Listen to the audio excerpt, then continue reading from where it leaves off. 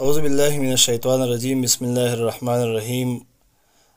انتهایی ډیر زیات محترم مسلمانان رونه امید در رب دی چې ان شاء الله تعالی خوي الله پاکم خلره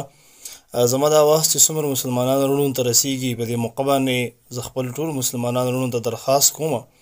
چې د رمضان مبارک ډیره زیاته انتهایی د عظمتونو د مرتبه د لوی شان ولا میاشت تیر شوه او د رمضان مبارک په دې میاشت کې ظاهره خبره ده چې موږ ټول مسلمانان رونو نارینه او زنانو به په عباداتو کې ډېر لوی اهتمام کړی او کوشش به زموږ دا کړی چې موږ د یو بل نه په عباداتو کې مخکې شو.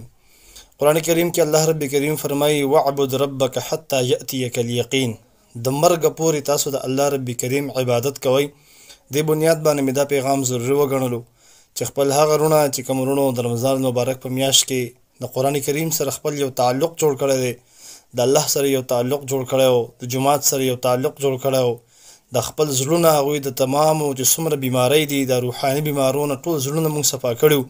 راځئ چې بیا د رمضان مبارک د میاشت نه علاوه هم د 11 میاشتې هم موږ په دغه دایره کار کې په دغه روټین او د دغه اصولو مطابق د خپل ژوند تیر کو، ځکه د رمضان میاشت د یو قسم ټریننګ دی، په دې کې زموږ تربیت کیږي او ان شاء الله العزیز د رب نه امید دی چې ډېره څه به زده کړي، ډېر تبدیلي به راغلي، نو چې دا تبدیلي زموږ نه واپس چېرته خرابه نه شي او موږ چې کوم عملونه کړي دي سم اعمال هم کړي دي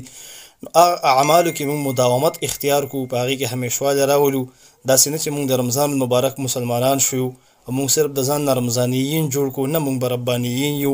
دغه زما یو پیغام و د تمامو ورونو مسلمانانو نارینه و زنانو و ځوانانو و مشرانو په طور خاص چې زموږ کوم ینګسټر دي ځوانان دي هغوی ته زما را درخواست دی چې د خپل نیکو حفاظت وکړو، بلې خپلو نیکو کې مداومت پیدا کو او د خپل اعمال جاری او ساري وساتو. الله رب کریم دې زموږ محافظ شي.